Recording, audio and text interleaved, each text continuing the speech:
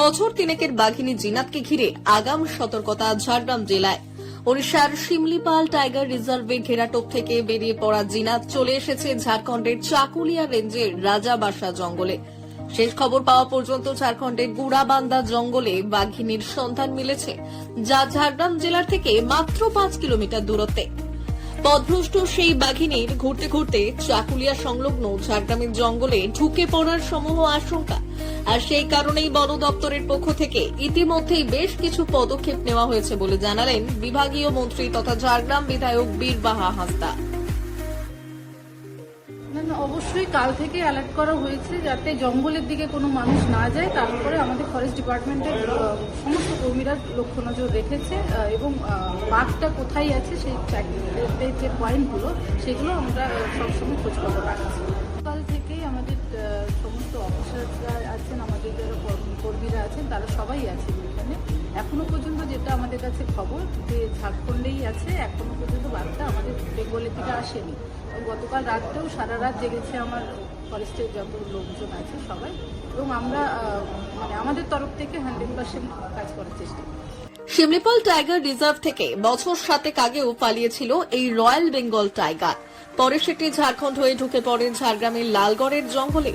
বেশ কিছুদিন আতঙ্ক ছড়ানোর পর সেটির বেঘরে প্রাণ যায় একদল শিকারীর বল্লম ও টাঙ্গির ঘায়ে। এবার জিনাতকে ঘিরেও নতুন করে সেই আতঙ্ক যেন ফিরে এসেছে ঝাড়গ্রামের ঝাড়খণ্ড সীমানায়।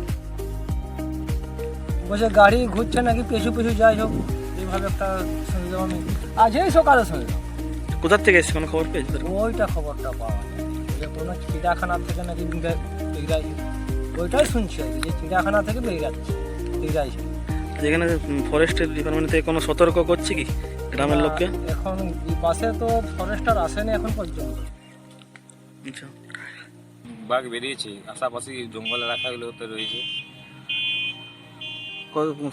ফরেস্ট থেকে কি কোনো সতর্ক করছে যে বাঘ বেরিয়েছে? ফরেস্ট থেকে সতর্ক করেছে, সামনে যাবে না, দূর থেকেও দূরেও যাবে না, আমরা তার ব্যবস্থা করছি, এরকম বলে করে চলে যাবে। ফরেস্ট থেকে আমার একটা ভয় তো প্রচন্ড লাগছে আশেপাশে গ্রামের লোকের।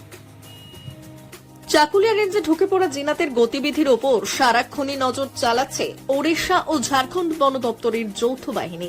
তবুও সতর্কতামূলক পদক্ষেপ হিসেবে চাকুলিয়া সীমানা লাগোয়া গিদনি, জাম্বনি ও বেলপাহাড়ি রেঞ্জে বাড়তি নজরদারি শুরু করেছে রাজ্যের বন দপ্তর।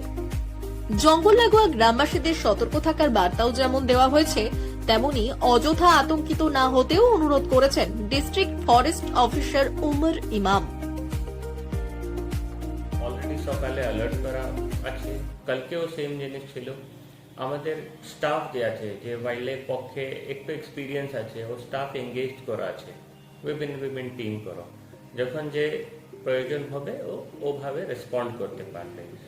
আর আতঙ্ক কোনো কারণে এখন তো টাইগার এখানে নেই, তো পাবলিককে আমি বলবো একটু শান্তভাবেই থাক।